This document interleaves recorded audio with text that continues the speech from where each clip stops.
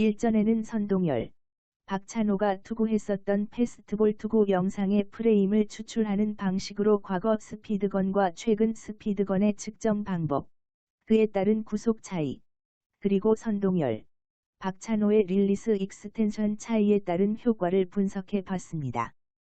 때문에 이번에는 패스트볼이 아닌 종으로 떨어지는 슬라이더 또는 슬러브라고 불리우는 하드 브레이킹 볼 투구 시의 프레임을 분석, 제가 지금까지 일관되게 주장해왔던 스피드건의 차이, 그리고 릴리스 익스텐션의 효과가 나타나는지 여부를 분석해 보겠습니다.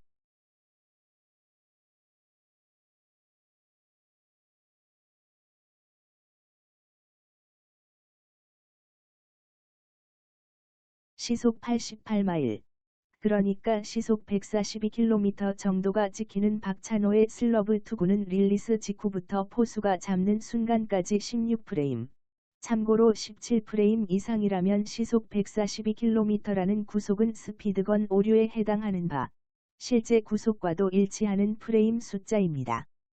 그렇다면 선동열은 어느 정도일까요? 일단 국내 시절 선동열의 투구 영상은 구속이 안 찍히는 게 대부분입니다. 그래서 제가 시중에 도는 동영상, 프레임 손실이 없는 30프레임 영상들을 일일이 프레임 분석해서 임의로 가장 빠른 것을 선정할 수밖에 없었는데, 가장 빠른 것이 1992년 오비전에서 마지막 완봉승을 거둘 때의 슬라이더 투구 영상이었습니다.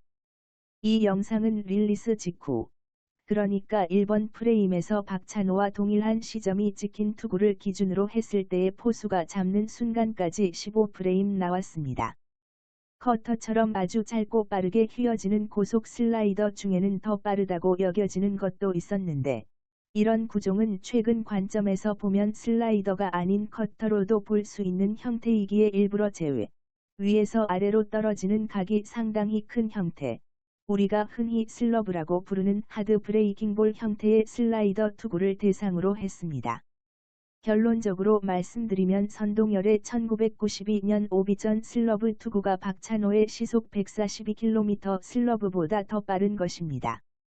사실 선동열 투수의 슬라이더 최고 구속은 마무리 투수로 활약하던 시절에 가끔 보여주었던 시속 138km 정도였고 선발 투수로 활약하던 시절에는 이보다 더 낮은 편, 경기 중 최고 구속 기준으로 보더라도 시속 130km에서 135km 사이였습니다.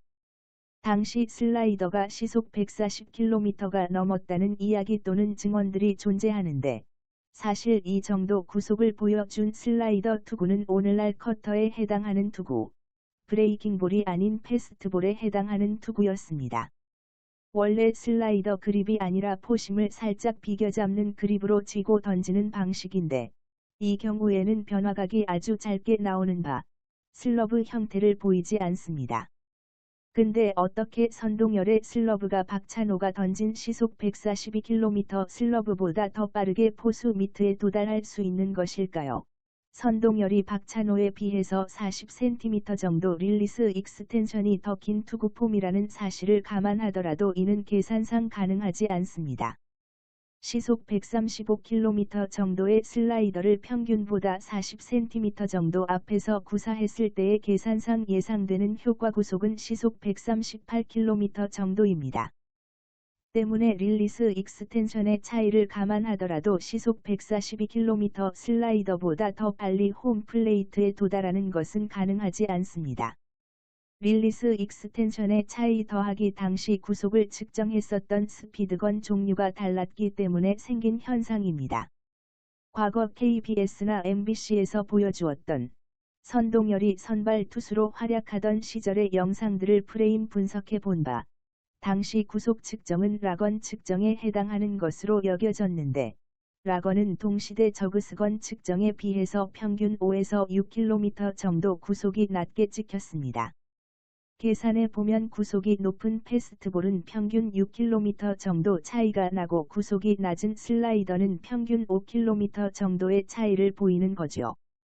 2000년대 들어서는 구형 저그스건보다 1에서 2km 정도 더 높은 구속이 찍히는 스토커 스피드건이 많이 사용되었고 2008년 이후에는 피치 FX, 2017년 이후에는 스탯캐스트에 의한 구속 측정이 이루어졌는데 스토커 스피드건이나 스탯캐스트는 구형 저그스건보다도 평균 2에서 3km까지 더 높은 구속이 측정됩니다.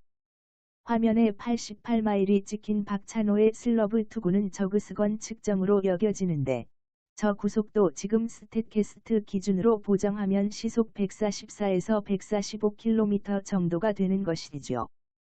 또한 선발 투수로 활약하던 시절 선동열의 슬라이더 최고 구속을 시속 135km 정도라고 봤을 때의 동시대 저그스건 기준 시속 140km 정도가 되었던 것이고 최근 스탯캐스트 기준으로는 시속 143km에 해당한다는 거죠.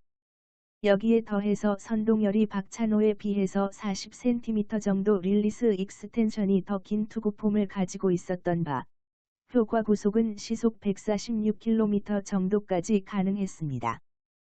때문에 박찬호의 슬러브보다 더 빠르게 홈플레이트에 도달할 수 있었던 겁니다. 실제로 오승환이 시속 146km 슬라이더를 보여주었을 때 프레임을 뜯어보면 릴리스 직후부터 포수가 잡는 순간까지 16프레임이 나오는데 스탯캐스트에 측정이 된 오승환 투수의 릴리스 익스텐션이 패스트볼 투구 시의 평균 178cm 정도였고 슬라이더 투구는 이보다 짧아서 170cm 전후였습니다. 메이저리그 평균은 2017년 기준 패스트볼 투구 시가 187cm였고 슬라이더는 178cm였습니다. 그래서 오승환 투수는 시속 146km 슬라이더를 던졌는데도 효과 구속은 시속 145km 정도 때문에 포수 밑을 도달하는 데에는 선동열의 슬라이더보다 시간이 더 걸렸던 것입니다. 슬라이더 투구에 있어서도 패스트볼 투구 때와 마찬가지 결과, 제 주장에 일관되게 부합하는 결과가 나왔습니다.